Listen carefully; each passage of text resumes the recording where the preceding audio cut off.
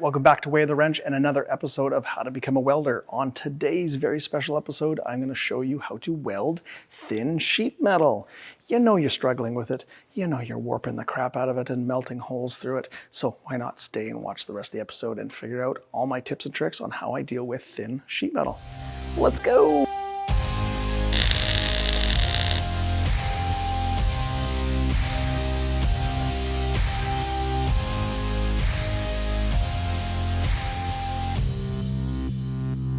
All right, so first off, I just want to say a quick thank you to all of my subscribers on YouTube and my followers on Instagram.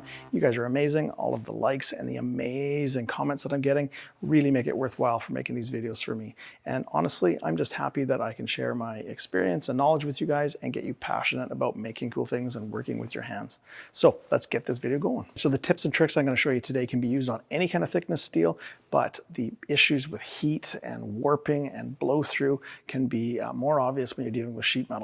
So today I'm going to be using 19 gauge thickness mild steel sheet metal, something pretty similar to what the thickness would be for car or automotive body panels. So in my shop, I get this 19 gauge mild steel sheet metal pre-cut and then shipped to me in 1 foot width by 8 foot long, and that makes it easier to store in the shop and to move around the shop. And then when I'm teaching my students how to weld sheet metal, what I get them to do is lay out a 1-inch strip, cut it nice and cleanly on a shear, and then cut that piece in half so that you end up with 2 6-inch long pieces by 1 inch wide. And the beauty of that is you've got a lot of welding in here, almost a foot of welding if you weld on both sides, and you're not wasting a lot of metal. So you could do a bunch of these weld samples and absolutely perfect your welding skills before moving on to a more expensive project that you don't want to screw up.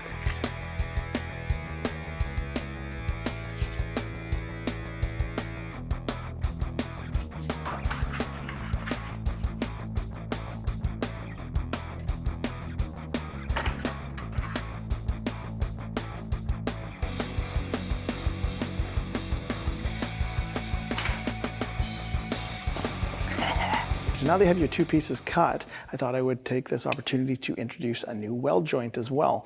So we've already learned about butt joints where the pieces butt against each other and you weld them up. So for this one, we're going to do something called a lap joint. Now, best way to remember that is that it's basically overlapping the piece and then you weld them together.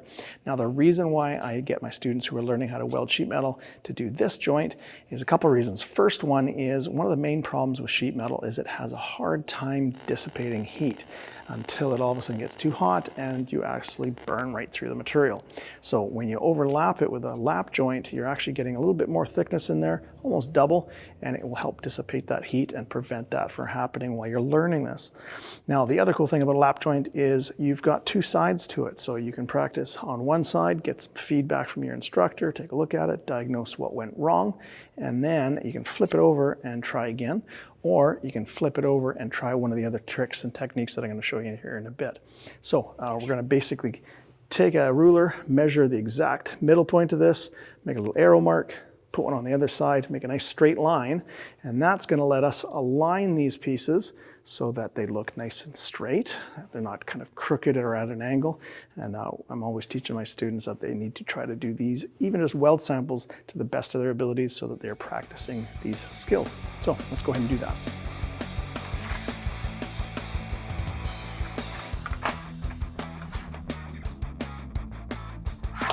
All right, now that you have a nice accurate line right down the middle of one of these pieces, you're going to use that to lay out and line up your other piece here.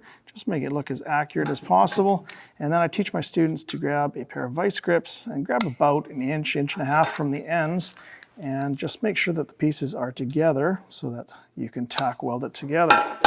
And what I recommend you do is do 1 tack here on the end, 1 in the middle, 1 on the end, and then you can take it out of these and put it right down on the table so that the table acts like a little bit of a heat sink, and that'll prevent you from burning right through. Set up your MIG welder for whatever the wire speed and voltage should be for your thickness of sheet metal, and then like I said, just 3 quick tacks.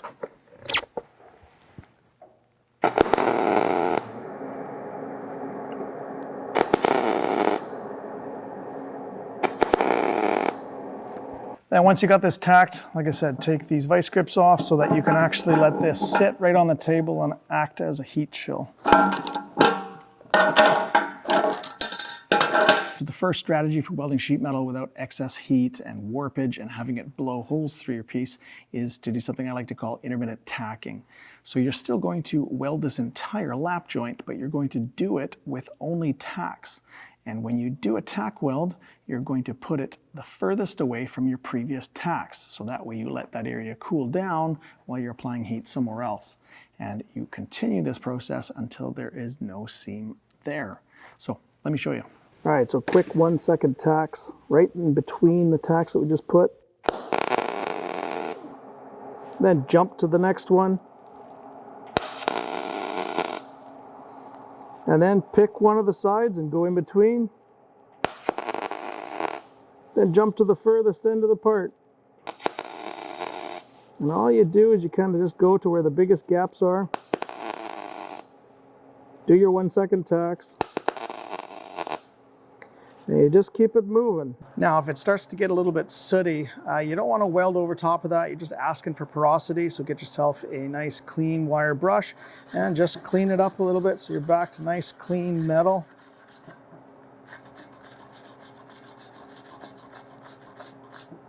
There we go. And now you can see we filled it in a bit. So we just keep repeating this process until this entire thing is welded up.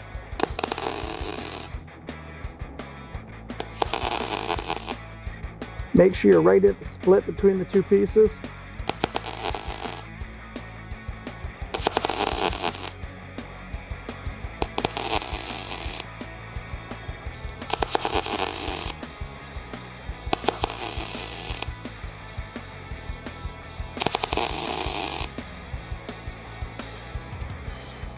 If you run out of spots, take a quick sec, clean it up.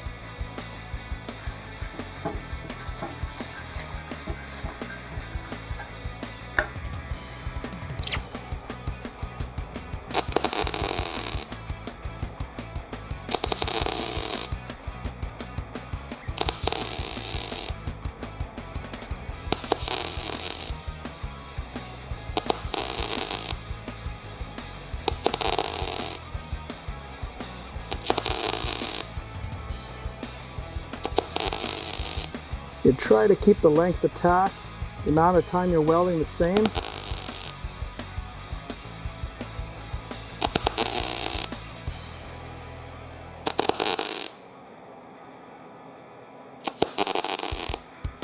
And if you can't see, once again, just clean it up with a wire brush.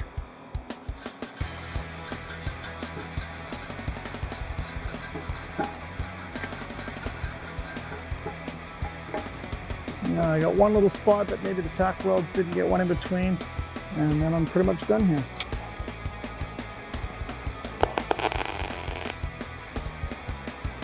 Maybe another couple. And then near the ends, just maybe limit how long that tack is.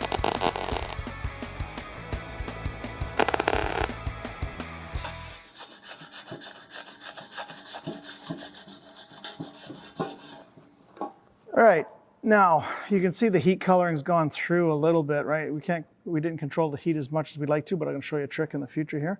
But solid weld all the way across. These tacks are all uniform, roughly the same size all the way along. They're right in between the two pieces, so I don't have it kind of going all over the place, and right to the end points. Now, when we flip this over, in order for this to be a good weld, it should have almost the same look on the other side. So we have some full thickness through, almost another bead on the other side. And so nice full thickness weld without any blow through, and really it's not warped it up at all either. So not a bad idea. So that's one strategy. Here's another. Now technique number 2 is much the same as the first, except instead of staggering where we're putting those tacks to kind of spread out the heat and allow things to cool, it's a bit faster.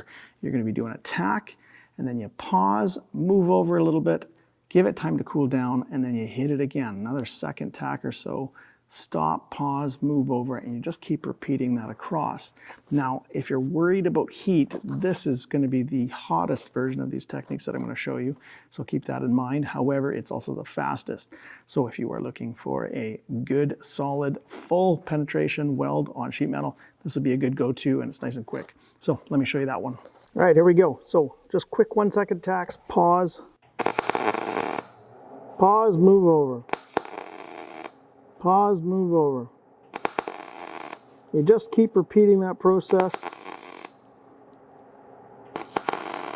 as you go. Now, keep an eye on the metal. If it looks like it's too hot and that red glow has gotten too big, then just increase the pause between them. Make sure that when you move over, you're moving the same amount every time.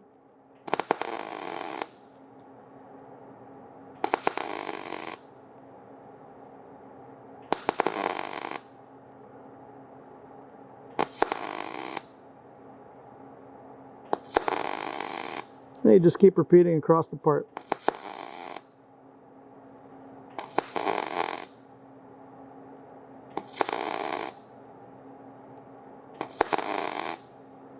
Now this is going to be hotter than the previous technique, so just keep that in mind. So you'll be building more heat faster.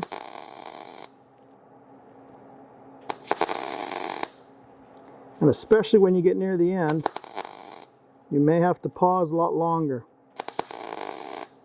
There's less room for the metal to dissipate. More chances of it blowing through.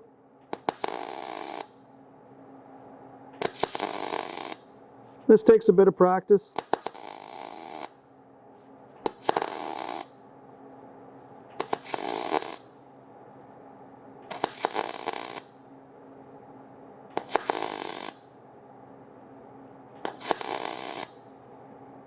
Yeah, I'm noticing the heat's kind of staying in there a bit, so I'll pause a bit longer there.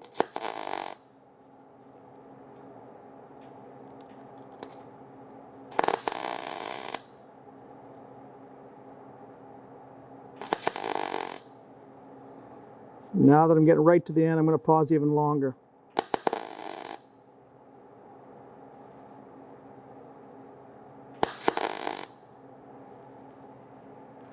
All right, there we go. So let's check this guy out. So taking a look at this, nice and straight, follow the split between the two pieces. It's very even, so the length of the tack times were the same roughly for each hit. The spacing between them is even, so you get a nice kind of steady C-pattern bead. And it's not sitting bulgy, so it's not too hot, and it's not sunken right, blown through, or it's too hot. So we flip this over.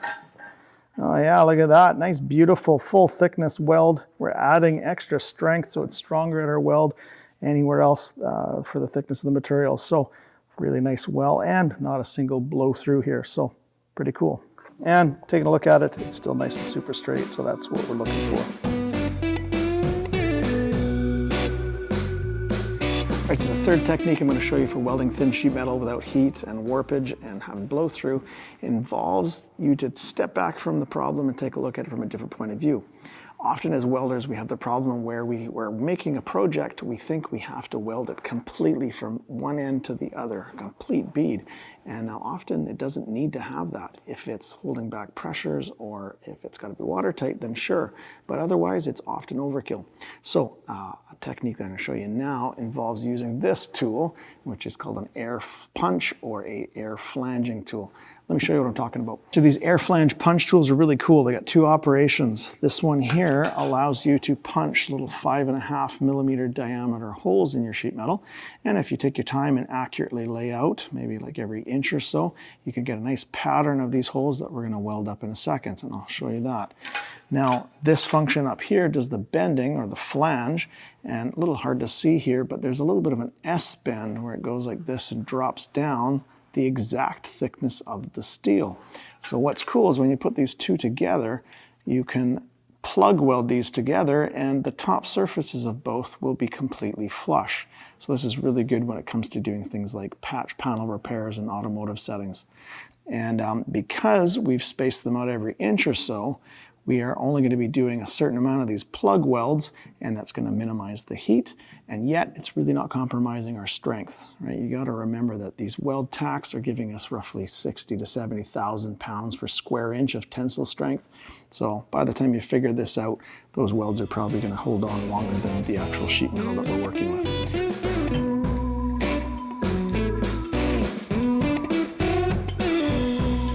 All right, now when you use these air punch flanging tools, make sure you got safety glasses on it. And I actually measure this and make a mark right in the halfway point so that I can accurately punch that hole. Otherwise, you're kind of just eyeballing it. And really, the only safety is make sure you have safety glasses, and do not put your fingers anywhere near these surfaces that are going to get closed up. That way you're not getting pinched. And because we've laid out the lines, we just have to lay it out with the hole. Hold it straight down, and there's your hole. And then just repeat the process for the other ones.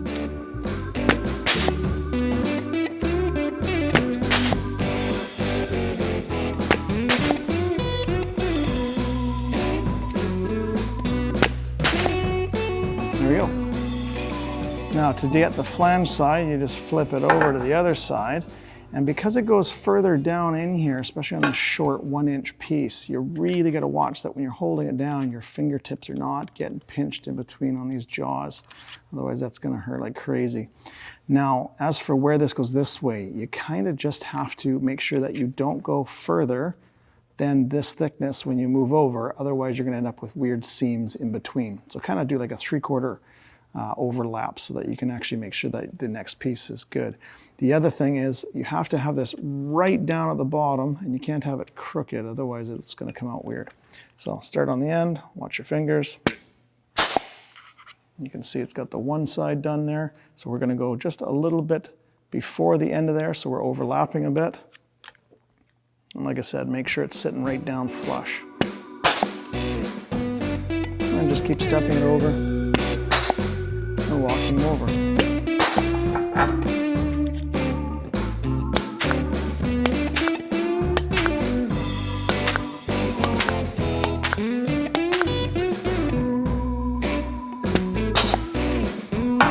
All right, there we go. So a nice flange put on there, and it did bow it a little bit, but like you just put it down on a flat surface and kind of bend it, straighten it out. There we go. Now, when you're getting ready to weld this, same thing, we need these sheet metal pieces to be tightly together when we go to weld these up, so make sure you get yourself a pair of vice grips. And I would put at least 3 in this kind of sample size.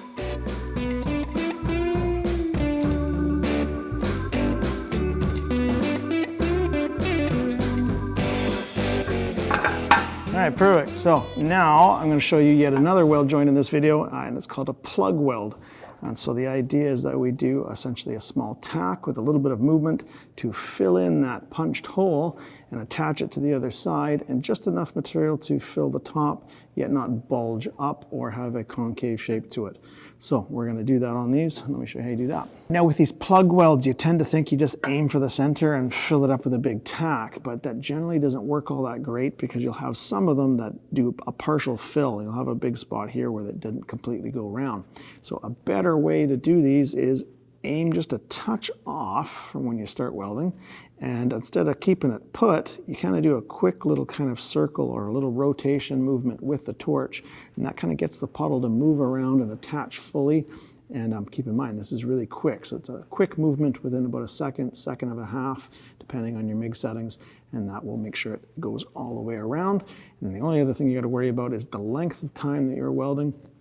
If it's hollow, then you got to add a little bit more. If it's sticking way up high or burning through, then you've got it for too long. So just play with it until you get it right. All right, here we go. You can jump around too to spread out the heat if you need to.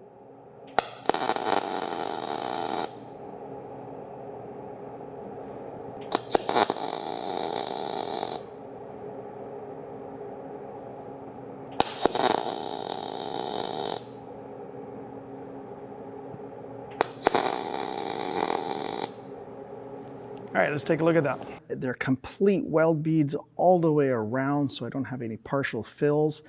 You can really see the difference between milliseconds between tacks. So this one here is a bit smaller. I would say this is perfect. Very little heat distortion color in here.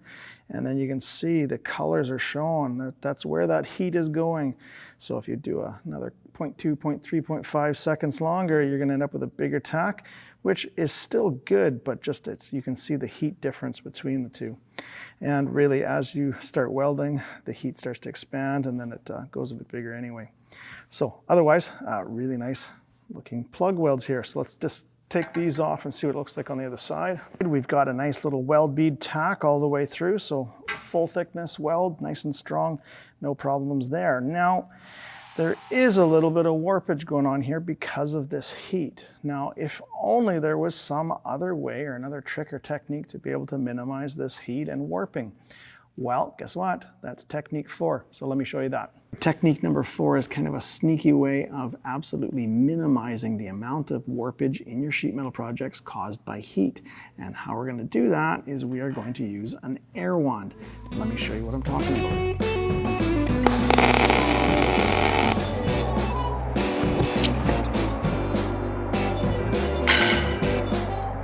Now, when you weld onto metal, the heat goes out from where your weld bead is, and it starts to radiate out from the center of your weld bead. And the different colors that you start to see appear are literally temperatures of the metal that are starting to cool down as they get to the cold metal that is surrounding it. Now, why sheet metal warps up so badly is because it's so thin. Where you heated it up, this metal actually expands, except it's being restricted for where it can actually expand to, because it wants to go outwards, but this colder metal here is acting kind of like a picture frame. It's not letting it expand. And so at that point, the only option that that metal has is to expand up this way or to go down, hence the buckle or the warp, what's happening in your metal. Now, a small little tack produces minimal warping, which is why we do that when we're doing our sheet metal projects like we just showed. But if you have multiple tacks, the heat starts to collect and grow, and the warpage can get worse and worse.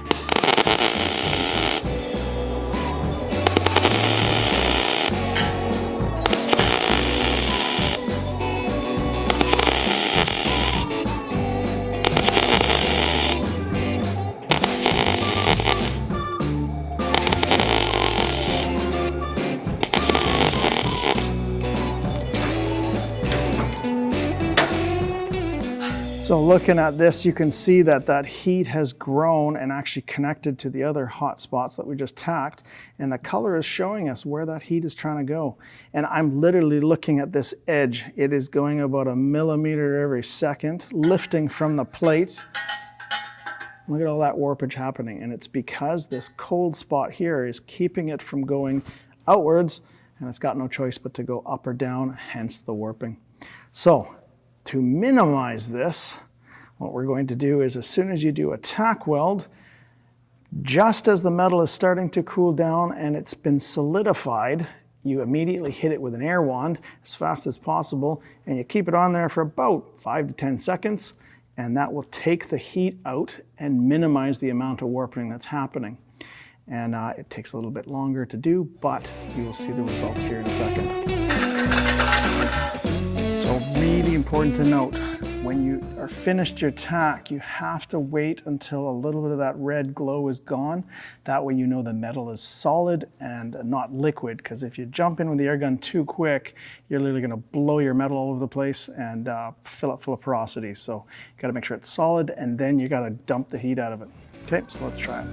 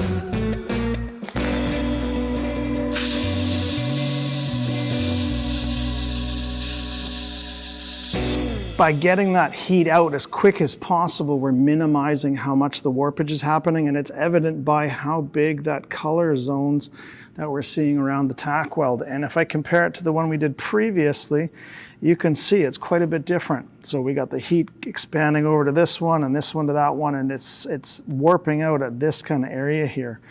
And I was able to get the first one and the one over here a little bit close, but that was just a quicker tack. But compared to these, you can see quite uniform. I've got a little bit better control over the heat and hence control over the warping.